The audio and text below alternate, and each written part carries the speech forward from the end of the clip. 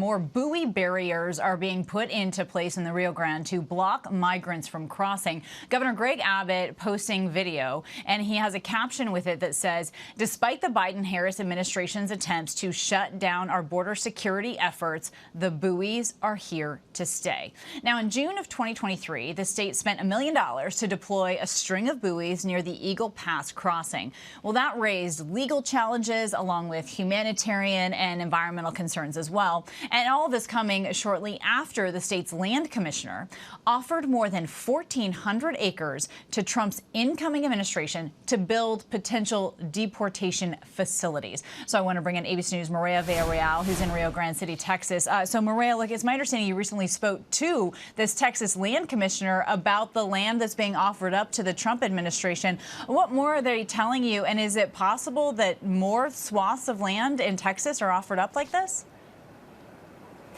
You know, Kayna, a lot of news, right, coming from the border here in South Texas. We're not far from that piece of land that the commissioner has offered up to the incoming administration. It's right here in Starr County, Texas. That is a plot of land that's about 1,400 acres roughly. But when we were speaking with her earlier today and I asked her, listen, obviously you've offered this piece of land up, but if this goes as planned, as what Trump is looking to do and really, overhaul the entire immigration system, they could be looking for more land. And she said, I have it. I have 13 million acres that we are willing to work with him on. So they're not shying away from this conversation piece. Now, I did follow up and ask her, Kayna, if they had similar conversations with the current Biden administration. She said she tried and it just didn't work out. Interesting. I know she was sort of describing the land as well, right? It's flat, easy to build on. But Maria, what more are we learning about the governor's efforts here to secure the Texas border with Mexico? And is he facing any kind of criticism or backlash here, or is there more support?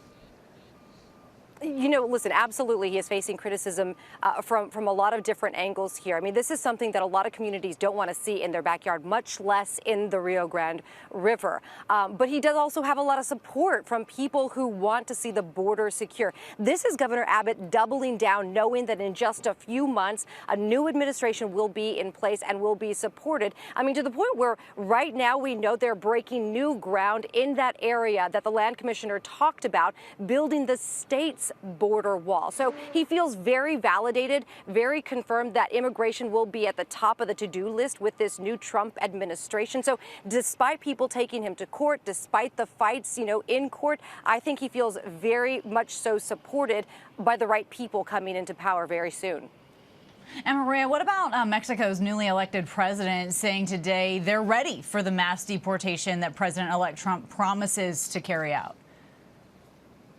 Kayna, I think if you read that on its face, it might almost seem like the president of Mexico is supporting this mass deportation concept. But, if you take another look at it, you realize what she is saying is like, look, if this is actually going to go down, we are willing to take back our Mexican citizens. However, she also said she is working very closely with her immigration counterparts, immigration people in her cabinet, to talk about how they are going to explain to the incoming administration how valuable people, migrants, immigrants, whether they are from Mexico or other countries, how valuable they are to the United States. She wouldn't let on exactly how those plans would be put into place, what those details look like. But it seems to me like she wants to make sure that this incoming administration realizes that they need to work together on this problem. And while she is willing to do her part in Mexico, she also expects the United States to do their part as well. And that doesn't mean necessarily dumping migrants into their country. It means actually getting the house in order